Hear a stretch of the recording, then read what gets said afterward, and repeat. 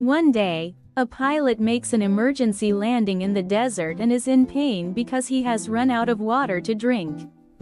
At that time, he meets a young prince from the small, distant asteroid B612 and hears stories of his adventures traveling from planet to planet. The little prince has a beloved rose at home, but due to her vanity, he decides to explore space.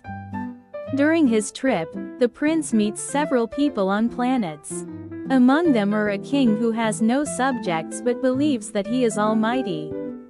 A vain man who believes that everyone admires him. A drunkard who drinks every day to forget his shame. A businessman who believes that he owns the stars just by counting them.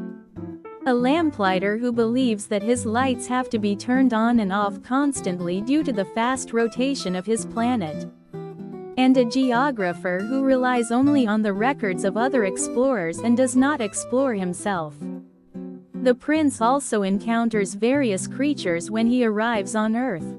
He befriends a fox, who teaches him about love and the importance of looking beyond the surface to see the essence. The fox's advice on taming and the invisible connection of the heart deeply affects the prince. In the desert, the prince and the pilot reflect on their lives while searching for water. The prince expresses his sorrow for leaving his rose behind and his desire to return to her. Eventually, they find a well that revitalizes both the pilot and the prince. As the time approaches for the prince to return to his asteroid, he prepares to be bitten by a snake, believing that his soul will be able to return to his rose.